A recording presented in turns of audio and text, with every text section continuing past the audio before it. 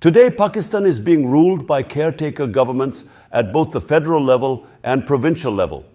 These administrations are constitutionally illegal because elections were not held within 90 days of parliamentary assemblies being dissolved. The public is hearing that elections will supposedly be held on February 8th, but having been denied the same in two provinces, Punjab and Khyber Pakhtunkhwa, over the past year, despite a Supreme Court order last March that those votes should be held within 3 months, they are right to be skeptical about whether the national vote will take place. The country's election commission has been tainted by its bizarre actions. Not only has it defied the top court, but it has also rejected my Pakistan Tehreek-e-Insaf Puri-bi-Salte PTI party's nominations for first-choice candidates, hindered the party's internal elections, and launched contempt cases against me and other PTI leaders for simply criticizing the commission. Whether elections happen or not, the manner in which I and my party have been targeted since a farcical vote of no confidence in April 2022 has made one thing clear. The establishment, the army, security agencies, and the civil bureaucracy is not prepared to provide any playing field at all, let alone a level 1 for PTI. It was, after all, the establishment that engineered our removal from government under pressure from America, which was becoming agitated with my push for an independent foreign policy and my refusal to provide bars for its armed forces. I was categorical that we would be a friend to all but would not be anyone's proxy for wars. I did not come to this view lightly. It was shaped by the huge losses Pakistan had incurred collaborating with America's war on terror, not least the 80,000 Pakistani lives lost. In March 2022, an official from America's State Department met Pakistan's then ambassador in Washington, D.C. After that meeting, the ambassador sent a cipher message to my government. I later saw the message via the then Foreign Minister, Shah Mahmood Qureshi, and it was subsequently read out in cabinet. In view of what the cipher message said, I believe that the American official's message was to the effect of pull the plug on Imran Khan's prime ministership through a vote of no confidence or else. Within weeks, our government was toppled, and I discovered that Pakistan's Chief of Army Staff, General Qamar Javed Bajwa, had, through the security agencies, been working on our allies and parliamentary backbenchers for several months to move against us. People flocked onto the streets to protest against this regime change, and in the next few months, PTI won 28 out of 37 by-elections and held massive rallies across the country, sending a clear message as to where the public stood. These rallies attracted a level of female participation that we believe was unprecedented in Pakistan's history. This unnerved the powers that had engineered our government's removal. To add to their panic, the administration that replaced us destroyed the economy, bringing about unprecedented inflation and a currency devaluation within 18 months. The contrast was clear for everyone to see. The PTI government had not only saved Pakistan from bankruptcy, but also won international praise for its handling of the COVID-19 pandemic.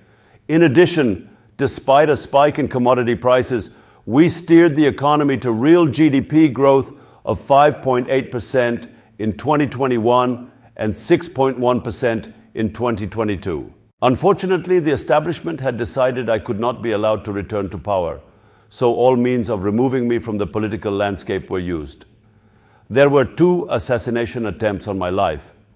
My party's leaders, workers, and social media activists, along with supportive journalists, were abducted, incarcerated, tortured, and pressured to leave PTI.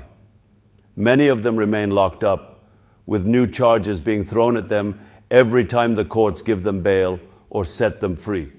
Worse, the current government has gone out of its way to terrorize and intimidate PTI's female leaders and workers in an effort to discourage women from participating in politics.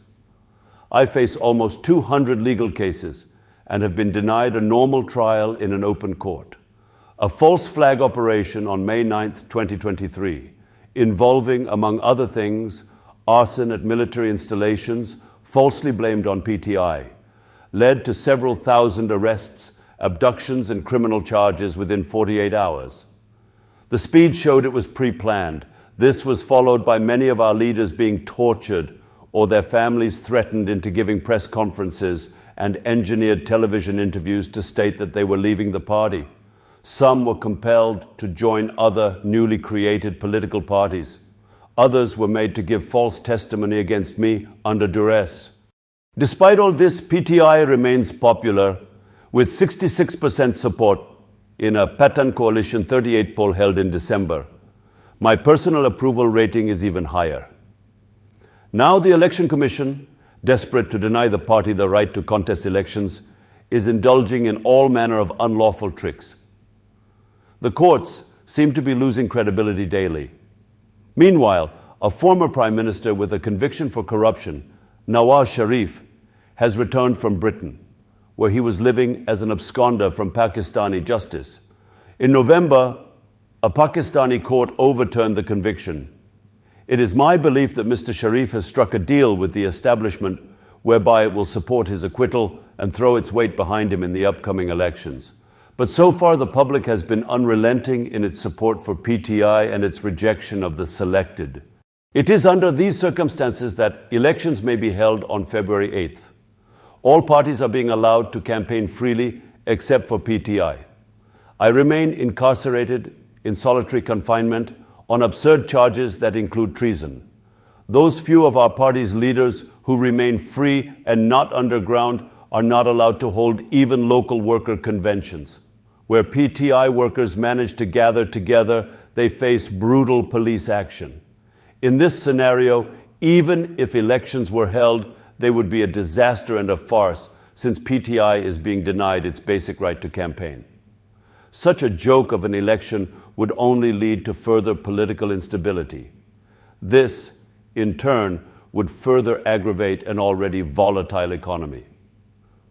The only viable way forward for Pakistan is fair and free elections, which would bring back political stability and rule of law, as well as ushering in desperately needed reforms by a democratic government with a popular mandate. There is no other way for Pakistan to disentangle itself from the crises confronting it. Unfortunately, with democracy under siege, we are heading in the opposite direction on all these fronts.